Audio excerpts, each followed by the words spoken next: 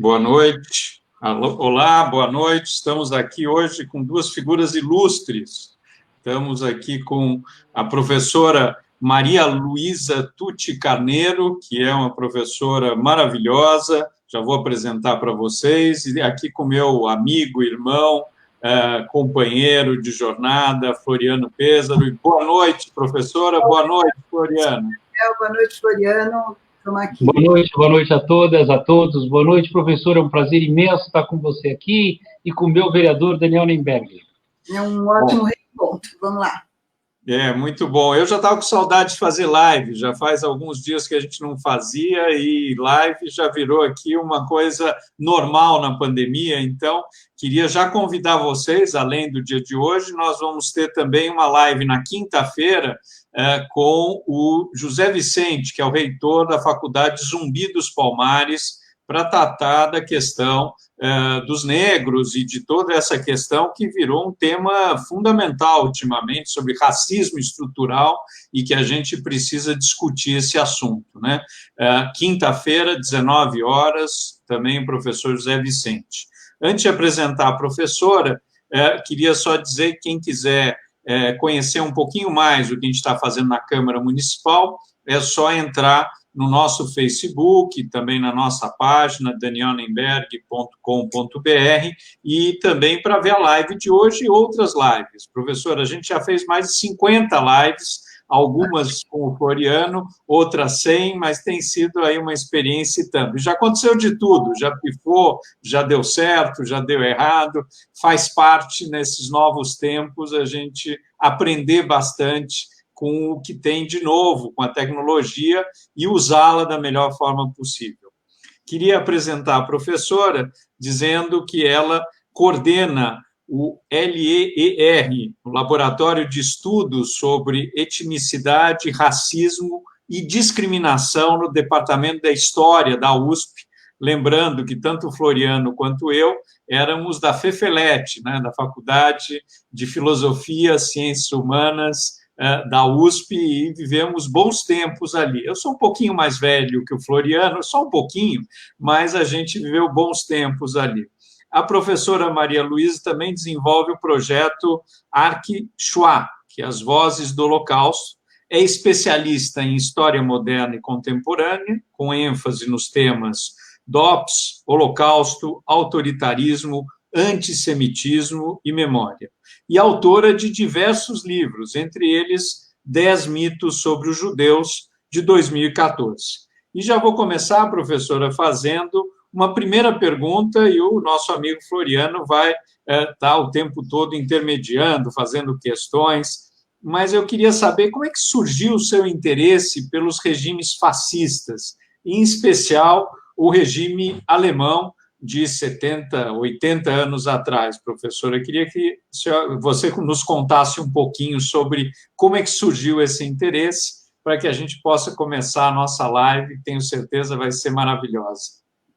Bem, em primeiro lugar, boa noite a todos, mais uma vez, boa noite, Daniel. E eu me identifico muito com a sua pergunta, porque o meu interesse, não só pelo fascismo, mas especialmente pelas origens do racismo no Brasil, elas tiveram início, as minhas pesquisas e esse meu interesse bem focado no racismo, através dos estudos que eu fiz orientada pela professora Anita Novinsky, né, que até hoje eu chamo de minha mestra, minha mãe acadêmica. Então, os meus primeiros estudos começaram sobre os cristãos novos e as origens do mito ariano. Daí depois eu ia estudar sobre o Holocausto e o nazismo, e esse foi então o tema do meu mestrado. No doutorado eu continuei com essas pesquisas, investigando sobre o antissemitismo na era Vargas, que culminou com 2 livros importantes sobre esse tema, já hoje ambos na 3ª edição, e atualmente concentrei muito mais nas manifestações fascistas e antissemitas, tanto no Brasil como na Europa, principalmente. Então, durante anos, eu coordenei vários projetos, a publicação de um livro, no plural, Fascismos, Tempos de Fascismo, que recebeu, inclusive, o Prêmio Jabuti em 2011, e a partir daí foi criado o Laboratório Leer, que você também já anunciou aqui, dedicado a incentivar pesquisas sobre etnicidade, racismo e discriminação. Então, nesses últimos anos, nós temos trabalhado muito com os discursos de ódio, que foi o último seminário que nós organizamos, último não, né, o mais recente, e também incentivamos e desenvolvemos projetos sobre deslocamentos humanos, projetos sobre a discriminação, tendo como tema as doenças, aliás, muito atual, as doenças e os medos sociais, e especificamente imigração. Então, refugiados, imigrantes, exilados são os temas que nos preocupam hoje. Muito bom, professora. Floriano, você com a sua sempre simpatia e participação sempre maravilhosa, quer fazer uma pergunta, professor, ou fazer alguma... Né? Eu tenho uma... Ô, Dani, você sabe que eu tenho uma curiosidade grande nesse momento, porque nós estamos vivendo um tempo de contradição, né? No entanto, essas contradições, elas remetem a ações e atividades que já foram vistas no passado. Tuti, durante a minha campanha em 2018, que era uma campanha onde nós tínhamos também a eleição do presidente da República, senadores, governadores, eu dizia que os judeus na Itália, especialmente por conta da própria família do meu pai, foram judeus que apoiaram a ascensão do Mussolini contra os comunistas, né? Quer dizer, a ameaça do comunismo, então o fascismo era algo que aparentemente lhes daria mais conforto. E 10 anos depois, as leis raciais na Itália e a perseguição e fugiram da Itália para o Brasil, porque passaram a ser o bode expiatório. Agora nós estamos vivendo uma situação em que, de novo, a mentira é repetida diversas vezes como se fosse verdade, né? Então, frases do tipo: o Brasil é o país que mais preserva o meio ambiente, um negacionismo, né, da ciência e das evidências científicas, e, ao mesmo tempo que nós temos um presidente e um governo que segura junto a bandeira de Israel e, novamente, os judeus são elevados de alguma forma, na mesma medida em que cresce o antissemitismo aqui e no mundo como um todo, né? Eu queria que você tentasse explicar um pouco que situação é essa que nós estamos vivendo, né? Será que a história, de alguma forma, se repete? Como é que você está enxergando esse tempo atual? Muito boa e muito oportuna o teu questionamento. Eu acho que uma questão importante nesse momento é entender que a história, ela nunca se repete da mesma forma, né? O que nós temos são reciclagens de conteúdos que vão sendo adaptados às novas situações e que vão sendo usados de acordo com os interesses das lideranças políticas, tentando entender hoje o reaparecimento e a reciclagem dos discursos de ódio, calcados principalmente na xenofobia, no nacionalismo exacerbado, principalmente, e no racismo, né? A questão do racismo, ela volta, né, em diferentes momentos, mas sempre apoiado em certos fundamentos. Daí, nós nos colocarmos hoje, nós que eu digo historiadores, olhando esse passado e tentando entender o que nós chamamos de racismo histórico. No caso do Brasil, nós temos, sim, um racismo histórico, né, um antissemitismo histórico, que eu costumo, inclusive, conceituar até mesmo como secular, e a partir dessa reciclagem de conteúdos, principalmente valentes de uma propaganda apoiada na xenofobia hoje, é que eu considero esse momento muito perigoso. Perigoso por quê? Porque, novamente, são reabilitados aqueles mesmos inimigos políticos, como a gente percebe hoje, por exemplo, a chamada que se faz mentirosa a partir de que nós temos inimigos comunistas que devem ser combatidos, né? Um outro perigo, por exemplo, a elaboração e a identificação é o que eu chamo de etiquetamento, né, das pessoas a partir da sua imoralidade, do seu pensamento, né, como acontece nesse momento através da elaboração de um dossiê. Os dossiês, eles são, aliás, eles eram e são, né, mas principalmente durante os fascismos, eles foram usados como estratégia para a identificação desses inimigos políticos e raciais. Retomando a sua citação, Floriano, eu quero lembrar que tanto a Alemanha nazista como a Itália fascista identificaram judeus, comunistas, ciganos, né, e outras minorias, lembrando também aqui os negros, como seus inimigos objetivos, os seus bodes expiatórios, né? Então, existe um formato que vai sendo reabilitado, ele vai sendo reciclado e adaptado de acordo com o discurso, geralmente um discurso populista, nacionalista, e que geralmente assimilado e divulgado pelos grupos de extrema-direita. Então, eu vejo esse momento como um momento muito perigoso, né? Perigoso no sentido de que as mentiras continuam sendo recicladas e adaptadas. Daí a citação que você fez do meu livro, Os Mitos, 10 Mitos sobre os Judeus, eu acho que isso pode ser aqui discutido também, né? Considerando o reaparecimento e o revigoramento do antissemitismo, que e aí eu lembro mais uma vez, uma forma de racismo. Professora, o Eduardo está falando aqui, a gente começa a ter participação, tema instigante tanto pela importância histórica quanto pela presença no mundo contemporâneo, inclusive no Brasil. E eu queria justamente dizer, a gente tem percebido no mundo essa situação, tá certo? O Brasil tem alguma característica específica própria nesse sentido, lógico, além do racismo estrutural, mas diferente do que a gente tem visto, como a gente tem visto aí na Polônia, na Hungria, nos Estados Unidos, há diferenças do que está acontecendo no mundo em relação ao que está acontecendo no Brasil, ou são fenômenos mais parecidos, esses fenômenos mundiais e o fenômeno brasileiro?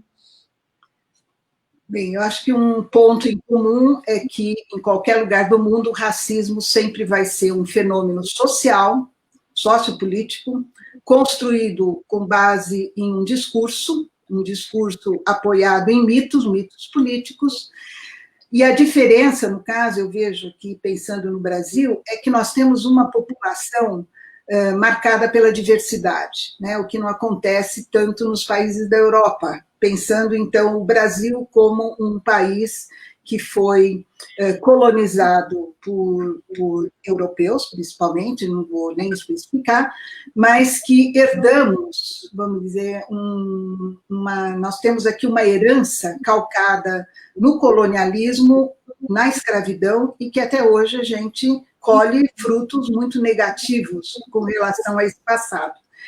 Então, o Brasil, onde que está a diferença com relação a as manifestações racistas? Eu vejo muito mais num racismo, a manifestação de um racismo que muitos historiadores chamam de racismo sutil, mas que eu não considero como uma sutileza, mas um racismo que precisa começar a ser visto. Ele está em todos os lugares, ele está nas instituições públicas, ele está no nosso cotidiano, ele está no dia a dia, no nosso prédio, na nossa entrada de serviço, vamos dizer assim. Então, eu acho que há uma falta de informação, né, pensando aqui que o racismo ele surge exatamente nos momentos de crises políticas e crises econômicas. Os agitadores, vamos dizer assim, os ativistas, acabam se aproveitando daqueles vácuos, né, daquelas aberturas que são criadas nos momentos de crise, e a partir dessas aberturas, que eu chamo de fissuras, né, o racismo ele emerge e faz, então, as suas vítimas. Hoje, felizmente, nós temos em mãos um instrumento muito positivo, não é? Que são as redes sociais, mas que funcionam também como uma moeda de duas caras, vamos dizer. Né? Quer dizer, as redes acabam servindo tanto aos ativistas racistas como aqueles ativistas que combatem em nome da diversidade e das minorias étnicas. Então, eu acho que nós temos que estar atentos a essas manifestações, tentar identificar os focos produtores desse discurso de ódio, e, a partir daí, pensar, e aí eu quero já ir me adiantando, em programas educativos, entendendo que o racismo ele é construído, né? Ele é um discurso construído, e esse discurso acaba produzindo uma mentalidade intolerante, e, no caso do Brasil, uma mentalidade intolerante que é secular. Então, a intolerância é secular, ela é construída e fundamentada em discursos de ódio. Temos que estar atentos a esses discursos. Sim. Floriano, eu queria introduzir uma questão, porque esses dias a gente teve aí nas redes sociais uma discussão grande por conta do que o Magazine Luiza fez ali, de uma ação muito interessante de possibilitar que as pessoas negras pudessem, num programa de trainee, pudessem ser selecionadas. E veio aqui a pergunta já da Vivian, o que a senhora acha das cotas raciais? Então, está uma discussão muito grande em relação a isso, e na Câmara Municipal dos Vereadores, na semana que passou, o vereador Fernando Holliday insistindo em passar um projeto de lei para acabar com as cotas raciais. Então, a discussão está explodindo, né? Então, eu queria ouvir um pouco o que você acha sobre isso que está acontecendo. E, aliás, só para citar, eu estou num grupo, vários grupos de WhatsApp, e um deles, a discussão ontem à noite foi até de madrugada sobre isso. Só a questão educacional resolve, não precisa ter as cotas, não precisa ter as cotas, enfim, é uma discussão grande nesse momento no país, o que eu acho que é importante para a gente, para como é que a gente avança nesse sentido. Para aproveitar a pergunta, Daniel, sim, e incluir nela uma conversa que eu tive recentemente com uma prima minha, Tuti, não sei se você sabe que a Lili Moritz Schwartz é minha prima de sangue, né? E a Lili é professora também da FEFELESH, mas e justamente conversando com a Lili, porque ela dizia da questão da linguagem, né? Não só da prática, né, das ações que a gente percebe no dia a dia, que muitas vezes são ações racistas, culturais, né, mas ela lembrava da linguagem, né, a cor do pecado, o samba do crioulo doido, ter um pé na cozinha, moreno, negro de traços finos, cabelo ruim, né, a coisa tá preta, não sou das tuas negas, né, denegrir. Enfim, aqui a gente tinha citado 18 frases que estão no nosso dia a dia, a coisa está preta, você já falou, serviço de preto, né? Amanhã é dia de branco, vou dormir cedo, que amanhã é dia de branco, que tem a ver com a questão do trabalho. Então, Tuti, a pergunta para incluir junto com a questão das cotas é como é que a gente faz para desconstruir essa linguagem racista que está na origem, na cultura da própria formação da linguagem no Brasil a partir da escravidão, né? Bem, vamos tentar definir um pouquinho esse panorama, não é, que nos liga ao passado, ao mesmo tempo, aproveitando os exemplos aí que você deu, a nossa literatura clássica, inclusive, está impregnada, não é, de expressões racistas, e eu entendo que a escola, né, e escola aqui, pensando em todos os níveis, tanto no ensino fundamental, como no ensino médio e principalmente na universidade, é que nós devemos incentivar, não é, as análises direcionadas para as sutilezas, descoberta dessas sutilezas, tanto no discurso, ou melhor, nas narrativas literárias, aproveitando-se do próprio teatro, do cinema, não é? Está tudo impregnado de expressões racistas, não é? Agora, nós temos que ter a sensibilidade de ensinar os nossos alunos a identificar essas expressões, que muitas vezes é aquilo que eu citei agora no começo, nós entendemos até como sutileza, né? São sutilezas que precisam ser percebidas, identificadas e alertadas no nosso dia a dia. Então, eu entendo que as cotas são importantes, mas nós precisamos não apenas oferecer as cotas, mas também oferecer instrumentos para que os alunos ou os cidadãos que forem beneficiados com essas cotas, eles possam usufruir, né, dessa abertura, né, que vai favorecer uma carreira, uma formação técnica, seja em qualquer categoria. Então, as cotas são importantes, sou a favor das cotas, não apenas nas universidades, mas principalmente em áreas públicas.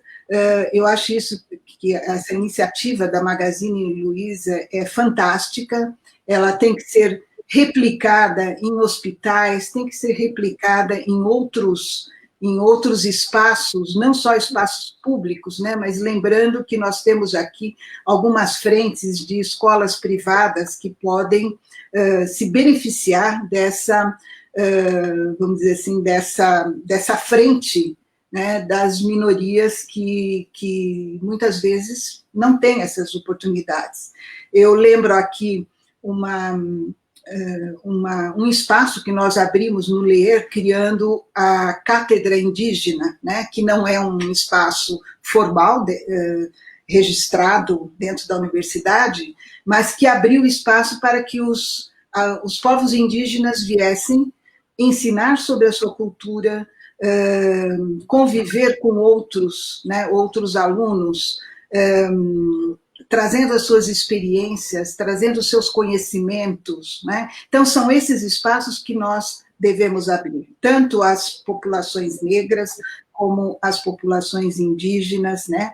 A todas as diversidades, sejam religiosas, sejam étnicas, linguísticas, e eu chamo a atenção aqui para o que está acontecendo hoje, né? Que os incêndios, eles não apenas estão acabando com o nosso meio ambiente, mas também estão atingindo as populações indígenas, né?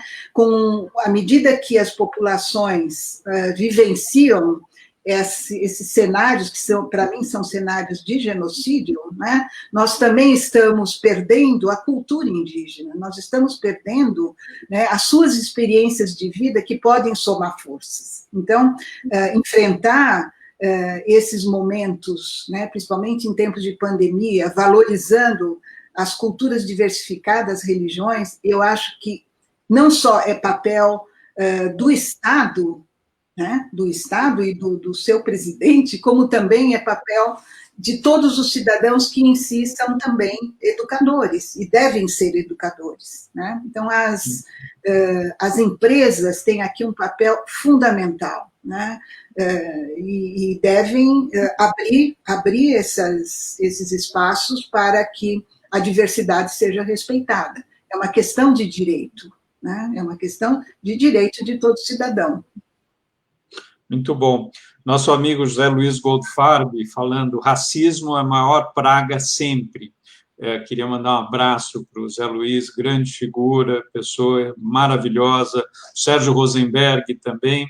E, professora, a senhora já falou um pouquinho, mas o que o racismo e o antissemitismo têm em comum, né? O que isso mostra para a gente? Ou são fissuras diferentes, ou são momentos diferentes da história? Queria, se pudesse comentar um pouquinho sobre esse assunto. Eu acho que nós podemos começar por uma afirmação de que o antissemitismo é uma forma de racismo, né? O antissemitismo ele está direcionado especificamente para o povo judeu. Desde a antiguidade, né, nós temos um discurso comum que vai sendo reciclado com diferentes argumentos e que, ao longo da trajetória do Brasil, do povo brasileiro, nós convivemos com diferentes argumentos antissemitas, né? E esses argumentos acabaram, muitas vezes, interferindo na própria realidade brasileira, fortalecendo a discriminação contra os judeus, e e muitas vezes essas manifestações acabaram assumindo uma força impressionante, vamos dizer assim, né? Que também nos diferencia da Europa, porque aqui nós não temos casos de agressões físicas, como a gente tem presenciado em vários países, como Espanha, França, né, e Alemanha, por exemplo, mas aqui o antissemitismo ele se manifesta muitas vezes através do discurso de ódio, e eu lembro aqui através de um viés muito perigoso, que é o humor. Então, é muito comum no nosso dia a dia, né, as pessoas contarem piadas, fazerem gracinhas com relação ao aspecto físico dos judeus, e muitas vezes a própria comunidade acaba endossando e repetindo, e isso vai sendo repassado pelas redes, mas o humor é um dos principais veículos, né, da transmissão do ódio, tanto do ponto de vista do antissemitismo como do racismo de uma forma geral. Então, nós, enquanto educadores, enquanto pais, né, devemos estar, e vocês também como políticos, né, estar atento a essas aberturas que são criadas e que favorecem a veiculação desses discursos. É o que eu chamei de fissuras, né, essas aberturas por onde entram esses discursos. Então, o antissemitismo ele tem uma presença marcante na história do Brasil. Durante o período colonial, nós tivemos as manifestações em prol da pureza de sangue, que é a mesma expressão que depois vai ser reciclada pelos nazistas. Essa persistência, ela realmente foi alterada no século XIX, tendo vamos dizer assim, fazendo aqui uma comparação com a assimilação dos judeus na Europa, e ela volta com muita força por volta do ano de 1920, quando a eugenia ganhou um espaço muito importante aqui no Brasil, tendo médicos e intelectuais como seus principais promotores.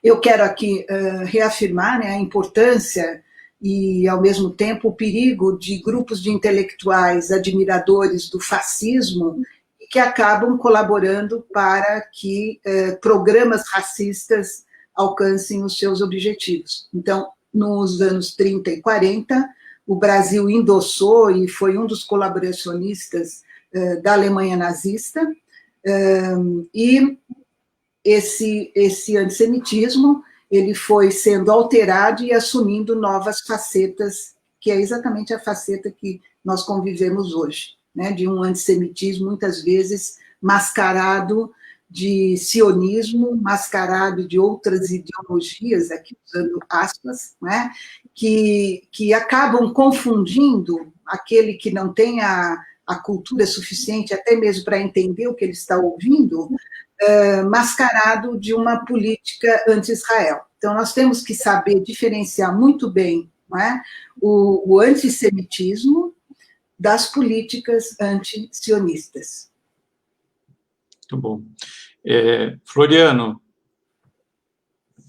Alô? Floriano? Não, eu tô aqui compenetrado, e meu pai escrevia agora há pouco dizendo que nem todos os judeus da Itália eram pró-fascismo, e a parte da família dele tinham comunistas também, mas eu no geral, tinha uma prevalência, porque havia esse medo do comunismo, né? E o fascismo vendia alguma coisa mais segura, né? Do ponto de vista do Estado mais forte. Mas a professora Tuti Carneiro recebeu o prêmio Jabuti pelo inventário do DEOPS, na época de Getúlio, me parece, né? Se não estou enganado, Tuti, do Estado Novo, e a pergunta é na direção do por que o Brasil, não é o único país, mas por que o Brasil, a América Latina, tem flertado também, mas o Brasil em especial, com regimes mais autoritários, né? Isso tem a ver com uma baixa escolaridade ou uma baixa compreensão do que é a democracia. A democracia é uma situação que se apresenta muitas vezes com alguma fragilidade do ponto de vista institucional. e aí você tem esse crescimento de regimes mais autoritários, né? Mesmo que eles próprios, obviamente, não se consideram autoritários, mas você vê várias vezes atitudes e viés autoritário nas atitudes. Então, como é que você enxerga essa questão do Brasil e essa relação com regimes mais autoritários?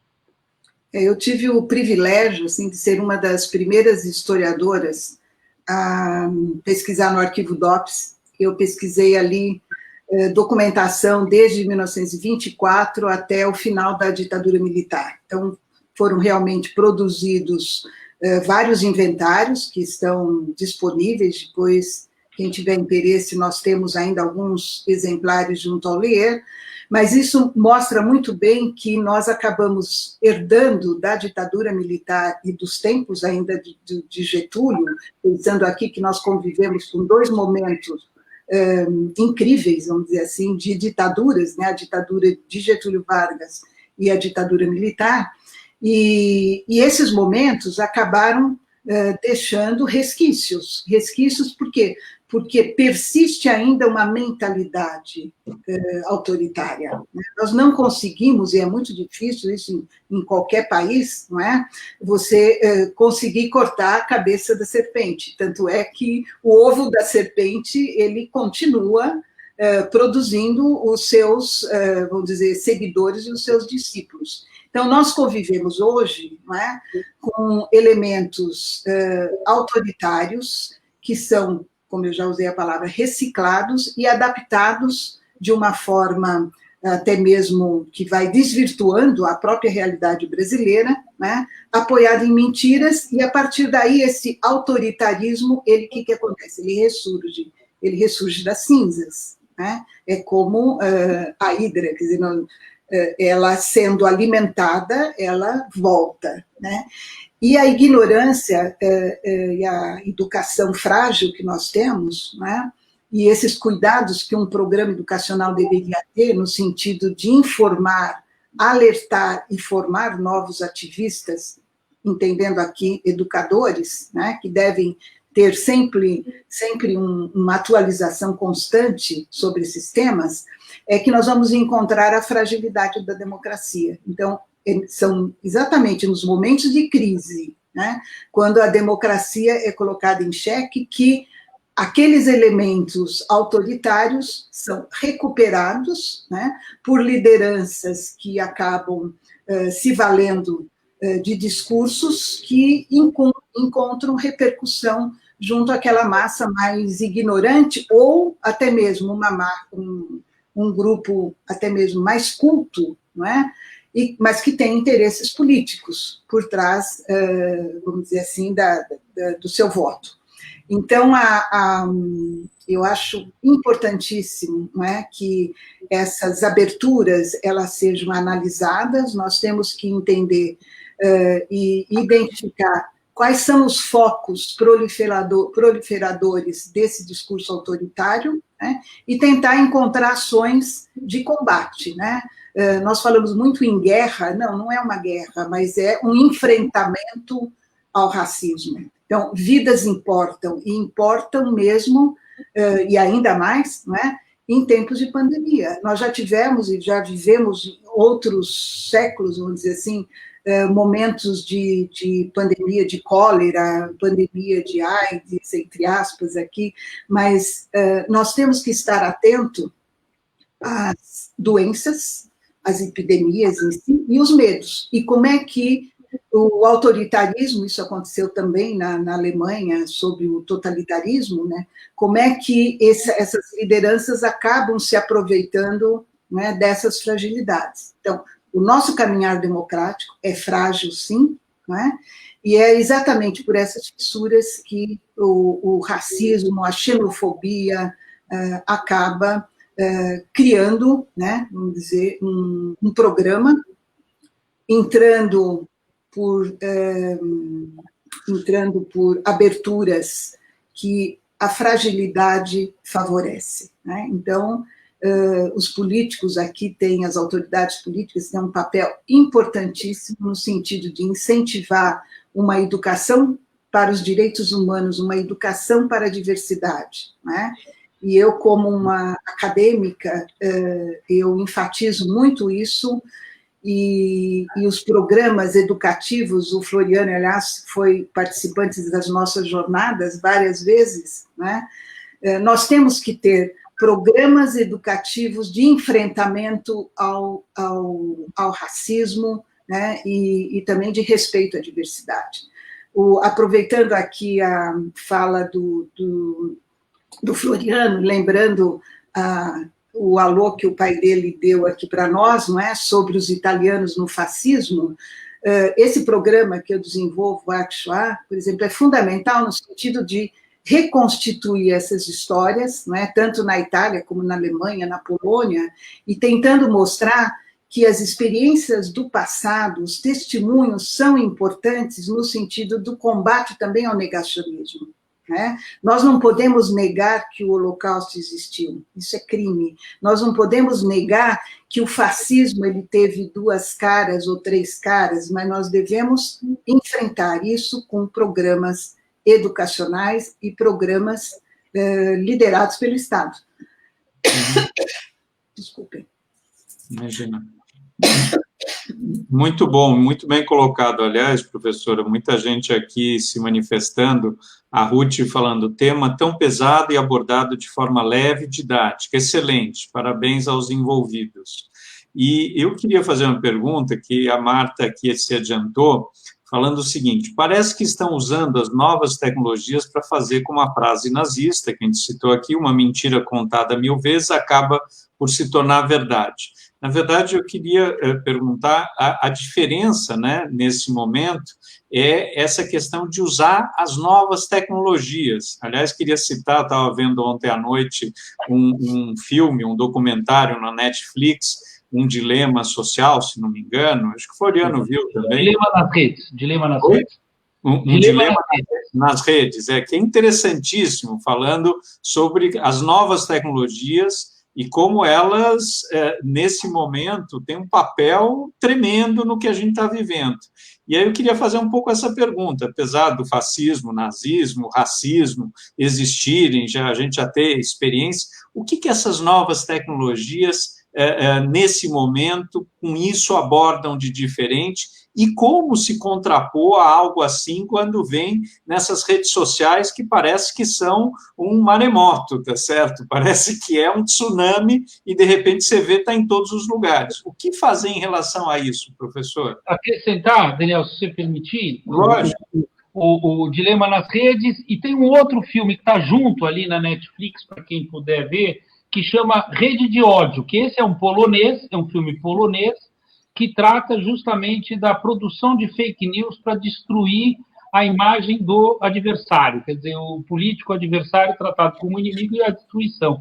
E isso me lembrou muito, professora Tucci, das caricaturas nazistas em relação aos judeus, né? Que hoje a gente vê isso nas redes, no Instagram, no Facebook, Twitter, etc., e desenhos, montagens, imagens que não são reais, né? A minha imagem com uma reprodução de voz dublada ou distorcida ou pinçada, né? O que isso, na pergunta do Daniel, difere do que aquilo que já foi feito no passado, né? Ou o que tem de sequência naquilo? Nós temos que pensar, em primeiro lugar, que as redes sociais, em tempos de democracia, não é? Ela pode ser usada por qualquer grupo, por qualquer frente, não é? Mas ela tem que ter limites, né? Eu sou contra a censura, mas eu acho importante diferenciar censura de punição a crimes de racismo. Então, nós precisamos, com urgência, uma legislação que possa interferir na internet, criminalizar os perpetradores, vamos dizer assim, que acabam se escondendo por trás dessas redes que têm as suas fontes fora do Brasil, não é? E, por outro lado, eu acho que, levando de novo para a educação, nós temos que orientar os nossos jovens, né, os nossos pequeninos aí, de como usar essas redes, né? A pesquisa, por exemplo, no Google, é muito interessante, mas nós temos que tentar diferenciar o que nós estamos lendo, qual é a informação que nos interessa, né, enquanto cidadãos.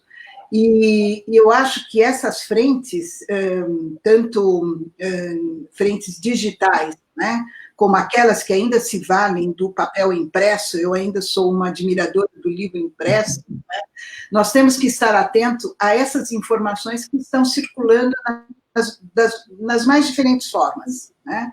Continua circulando, por exemplo, aqui os protocolos dos sábios de Sião, que são o livro impresso, continua circulando várias versões pela internet, que as pessoas têm livre acesso, né. Eu, nas minhas aulas, um dos meus cursos na USP, por exemplo, é sobre o discurso da intolerância. Eu analiso os livros antissemitas, mas a pessoa que está lendo, ela tem que ter consciência daquele conteúdo, senão ela vai assimilar e vai se transformar numa propagadora do discurso de ódio. Então, volto, né, ressaltando aqui a importância de educar também para o uso das redes sociais, né? Elas são fantásticas, nós temos que fazer uso, mas para propagar, né, uma mensagem de respeito à diversidade, de respeito aos direitos humanos, e também fazer jus a uma memória da injustiça, né? Muitos desses grupos perseguidos não têm sequer, né, um livro didático que coloque em pauta, em discussão numa sala de aula, a sua própria história, né? Nós temos que levar para a sala, tem que discutir isso, né? E isso nós estamos fazendo aqui, eu acho assim, muito positivo. Nós temos que repetir isso vamos dizer, em vários espaços da sociedade brasileira, no teatro, no cinema, não é? Eu acho que são canais que nós temos que fazer uso, né, em tempos de pandemia ou de pós-pandemia, né? Não é apenas uma situação anormal que nós estamos vivendo. Nós temos que ter um programa sistemático, persistente, que faça uso das redes sociais, né, e até mesmo das versões impressas vamos dizer, dos nossos programas. Professora, a Cristiane, aliás, falou sobre isso, perguntando aqui, por que o Brasil não investe seriamente em políticas públicas no combate ao racismo e, entre eles, o antissemitismo? E como é que os grupos religiosos podem fazer frente a uma iniciativa como essa? Qual seria o passo principal para essa iniciativa? Acho que já respondeu um pouco, mas acho que ela coloca aí uma questão importante, que também os grupos religiosos poderem ajudar, muitas vezes, em relação a esse combate ao racismo e também ao antissemitismo, não é, professora? Pois é, existem inúmeros projetos que aguardam financiamento, não é? Eu acho que nós podemos desenvolver esses projetos se tivermos a colaboração não só dos grupos religiosos, mas das empresas, né, que possam valorizar. Eu vou dar aqui um exemplo, o trabalho das mulheres, não é? O perfil dessas mulheres nas empresas, enquanto uma mão de obra profissional que deve ser valorizada sem ser distinguida, vamos dizer, ou rebaixada, não é? Por uma ética que acaba desvirtuando totalmente os propósitos. Então, os projetos existem, né? E eu fico à disposição para qualquer encaminhamento que a gente possa, então, desenvolver esses projetos e tentar levar eu vou chamar aqui de cultura da tolerância, né? Eu até uma época escrevi um artigo que é muito revisitado sobre como nós podemos produzir a cultura da tolerância, né? Educando, sugerindo livros didáticos, criando esses livros. Nós temos uma ausência incrível de livros direcionados para a diversidade, né? Os professores sentem falta desse treinamento, até mesmo para levar, por exemplo, uma peça de teatro, né? Nós temos agora uma experiência aí com as lives e tem que ser levado para salas de aula, tem que ser discutido, né? Nós temos filmes fantásticos, vocês mesmos já acabaram de citar. Essa discussão, ela pode ser feita em qualquer lugar, não precisa ser na sala de aula, né? E eu alerto aqui, chamo a atenção, os pais, num momento de convivência com os seus filhos, né, podem levar certos assuntos e incentivar a convivência, né, durante uma conversa em família. Então, isso também é importante, por quê? Porque a educação não é só na escola, né? A educação, ela vem também por parte dos pais, né? E eu quero lembrar aqui o papel que a fotografia também pode ter, né, na educação. Hoje nós temos uma facilidade incrível com o celular, não é? Fazer uma foto. Então, esses registros em vídeo ou simplesmente pela fotografia, sem ser aquele selfie de valorização do eu, como nós temos visto muito atualmente, mas como é que nós podemos transformar isso num instrumento de combate ao racismo, né?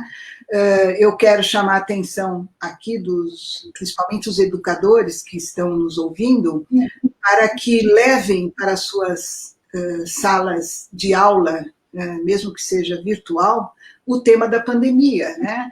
Esse cotidiano, ele acabou interferindo nos nossos olhares, ele acabou interferindo nas nossas atitudes. Então, o que mudou, o que continua mudando com a pandemia, né? Então, coloque os seus alunos para escreverem, né, sobre essa experiência que, tenho certeza, ela vai interferir no futuro e nas posturas desses jovens que estão aí crescendo, né? Estão vivendo um momento que nós nunca imaginamos na nossa vida, né? É verdade. Eu queria que a professora contasse rapidamente, se ainda nós temos tempo, o trabalho que a gente encampou no passado, que eu acho que o Daniel poderia dar continuidade, professora Tucci, que são as jornadas, como chama, da Shoah? Jornadas sobre o Holocausto. Você podia contar rapidamente um pouco, porque aquilo tinha um impacto nos estudantes do ensino fundamental, né? Que era impressionante, com programa, com redação, tinha toda uma estratégia de ensino e pesquisa, né? Uhum. As jornadas começaram em parceria com a B'nai B'rith de São Paulo. Depois nós ampliamos com parcerias várias com as secretarias, eu vou usar aqui no plural, municipais de educação, iniciando por São Paulo, depois Rio de Janeiro, Porto Alegre, e estendemos também para Minas, né? Então, foi uma multiplicação de ações que nós chamamos de jornada. Como é que as jornadas funcionavam?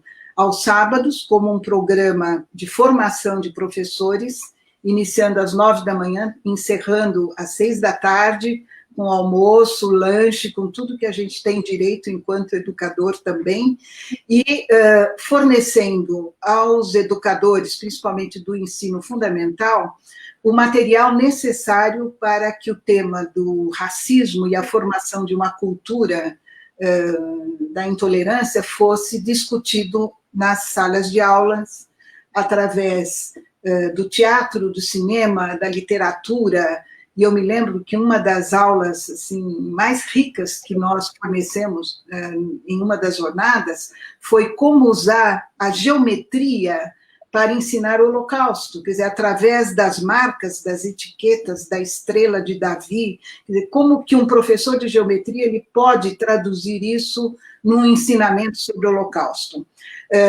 Criamos várias peças de teatro, onde a professora Leslie Marco criou, a partir daí, oficinas específicas para turmas de 20 e 30 educadores. Tivemos um retorno assim, fantástico de procura, né, de procura por esse material, que, aliás, ele está disponível no site do Arte Shoah, que pode ser consultado, onde nós temos lá os programas educativos que foram, então, organizados em parceria com a Benebrit e as secretarias municipais de educação. Então, eu acho que esse é um exemplo positivo, nós temos outros, não é? Como o da Cátedra Indígena, que eu acabei de citar, mas que podem ser retomados, né? A última jornada que nós organizamos foi em 2014, a primeira foi no ano 2000, onde nós tínhamos apenas 20 ou 25 educadores, e em 2014 nós tivemos que usar o espaço do Memorial da América Latina, um pouquinho antes do incêndio, com cerca de 1.200 professores inscritos.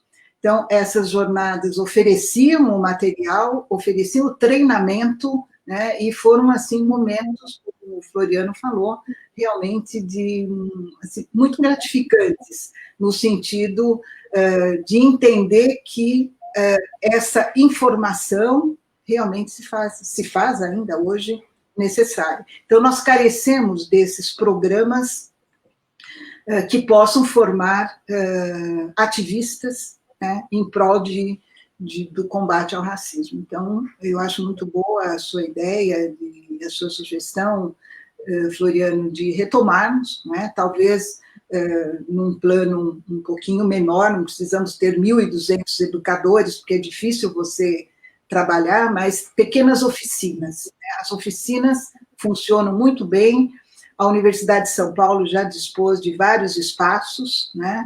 Nós continuamos criando peças de teatro, que é uma forma lúdica também muito interessante de formação de professores, e isso deve ser levado para as salas de aula. Muito bom. Muito bom. Não, o Floriano, aliás, apoiou essa iniciativa fortemente enquanto vereador. Vamos retomar isso, com certeza. Eu acho que é uma experiência importante e precisa ser retomada. Aliás, queria pedir, professora, da gente colocar aí na nossa página depois o artigo sobre a tolerância, que eu achei muito interessante a gente poder mostrar para as pessoas também. Eu coloco aí nas nossas redes sociais à disposição para a gente colocar esse tipo de artigo, acho que é muito importante, né? E lembrando para todo mundo que na quinta-feira, alguém colocou aqui que precisa discutir racismo, a gente já discutiu aqui em lives o racismo estrutural, e na quinta vamos voltar a discutir essa quinta, 19 horas, com José Vicente, que é o reitor da Faculdade Zumbi dos Palmares. Convido a todos para estarem aqui. E queria fazer uma pergunta, professora, a gente já está chegando mais ou menos ao final da nossa live, em toda a situação que a gente está vivendo no país, com as questões do meio ambiente, essas questões, enfim, do ataque a instituições, a gente vê um clima de ódio muito grande. Você sente que a democracia está ameaçada no nosso país? A gente corre o risco de estar entrando num novo regime autoritário, ou isso já está um pouco afastado? Queria ouvir um pouco a sua impressão sobre esse momento que a gente está vivendo. Eu acho que a nossa democracia, sim, está em perigo, né? Eu acho que nós temos aqui um papel importante no sentido de tentar recuperar esses espaços que foram perdidos. Por quê? Porque existe uma camada da população que acaba incentivando a proliferação desse discurso autoritário, e esse discurso ele acaba, vamos dizer aqui, entre aspas, colando, não é? Junto àquelas frentes que muitas vezes necessitam apenas de uma Bolsa Família, ou necessitam apenas de um adendo ao seu salário, né? Que vivem na pobreza e não têm um programa de solução para esses problemas. Então, eu ressalto mais uma vez que o Estado ele tem como responsabilidade a vida do cidadão, e essas vidas importam, e para que essas vidas sejam preservadas, né, nós não podemos colocar em circulação um discurso autoritário que vai privilegiar determinados grupos em detrimento de outros, né? Então, sim, nós vivemos um momento muito frágil, onde a nossa democracia está em perigo, e entendo que aqueles que nos representam diante dessa situação, no caso, vereadores, deputados, senadores, né, eles têm aqui um papel essencial na preservação dessa democracia. Então, os discursos de ódio continuam proliferando, né? E nós precisamos combater o revisionismo, precisamos combater aqueles que negam o Holocausto, precisamos combater aqueles que negam que a escravidão ela não foi tão densa, né? Da mesma forma como a ditadura militar também não foi tão densa. Então, nesse momento, nós temos que criar frentes de fortalecimento da nossa democracia, que está em perigo, sim. As fissuras estão sendo abertas, né? E nós temos autoridades que estão se aproveitando dessas fissuras e muitas vezes para atender interesses de grupos privilegiados, não é? Que fazem uso não só do discurso de ódio, mas também de uma frente autoritária que se vale da xenofobia e da intolerância. Muito bom. Floriano, quer fazer uma última pergunta? Estamos chegando aqui quase 1 hora. Tem muitas considerações aqui no chat, no WhatsApp, não dá para ler todas, mas muitas falando, olha, professora, super didática, super clara, transparente. Floriano, com você. Não, primeiro dizer que eu passaria a noite inteira ouvindo a professora Tuti Carneiro, porque eu adoro, porque é um tema, como alguém comentou aqui na nossa live de hoje, é um tema tão duro, tão difícil, mas, ao mesmo tempo, a professora consegue nos passar com muita didática e muita serenidade, porque é um tema que merece serenidade no tratamento dele, né? Nós precisamos tratar com racionalidade, mais até do que com a emoção. E acho que a professora trata isso bem, e ela acerta o ponto quando diz que nós precisamos trabalhar isso na educação desde a base, né? Na educação formal, na educação familiar, né? Na criação, realmente, do ser humano como um ser que respeite, que tenha uma convivência pacífica. Falamos dessa cultura de paz, né? Dessa cultura de tolerância. E eu acho que esse é o nosso trabalho. E, professora, fica aqui o meu profundo agradecimento, admiração, e nos colocamos ao seu lado, junto com o Daniel Arenberg, que, na minha opinião, hoje é a melhor pessoa para conduzir isso no campo político. O Daniel tem conduzido isso em vários fóruns, né, de direito já, em vários fóruns e grupos que defendem não só a democracia, mas a coexistência, a cultura de tolerância, a cultura de paz, o respeito à diversidade. Então, meu muito obrigado, Daniel, por estar ao seu lado essa noite, e, professora Tuti, a minha profunda admiração. Eu que agradeço e aproveito aqui para convidá-los a visitar o site do Artschwa, que é a base de dados onde nós estamos disponibilizando as histórias que nós registramos sobre os sobreviventes do Holocausto. Essas histórias estão hoje publicadas nessa coleção, que vocês podem adquirir não quero fazer propaganda aqui, mas não estou acertando. Pode fazer, não tem problema, professor, por favor. Histórias de vida do sobrevivente e dos refugiados do nazismo aqui no Brasil. Hoje nós temos no Artschwa cerca de 420 testemunhos das mais diferentes nacionalidades, e esse material está, principalmente todas as histórias dos 5 volumes, em novembro sai o volume 6, com novas histórias, eles estão disponíveis no site do Artschwa. Vocês podem entrar lá, o pessoal que tem interesse, e procurar no menu. Nós temos uma parte de arquivo, né, onde eu disponibilizei cerca de, hoje, acredito, 6.000 documentos pesquisados sobre antissemitismo no Arquivo Histórico do Itamaraty. Está tudo disponível, circulares secretas, né, autenticadas pelo Itamaraty, estão disponíveis para consulta pública. Nós temos lá as apostilas em ações educativas que nós fornecemos aos professores durante as jornadas, e os testemunhos dos sobreviventes do Holocausto e dos refugiados do nazismo, entre eles o pai do Floriano, representando ali a comunidade dos refugiados do fascismo italiano aqui no Brasil. Então, essa base de dados, eu acredito que é uma das frentes fortes, não é, de combate ao negacionismo e ao revisionismo histórico contra o Holocausto. Então, façam uso, ela está aí para isso, não é? E é esse, então, mais um dos projetos que estão abertos para futuros financiamentos e investimentos àqueles que tiverem interesse. A Cátedra Indígena, junto ao LER também, assim que voltarmos à normalidade, não é? Ela estará disponível para que os povos indígenas possam vir colocar as suas experiências e os seus conhecimentos. Nós temos também os grupos sobre ciganos armênios, não é? Vários livros, e com todos eles acompanhados de ações educativas. Então, eu acredito na educação, eu acredito nos educadores, e faço aqui da educação a minha bandeira de luta com vocês.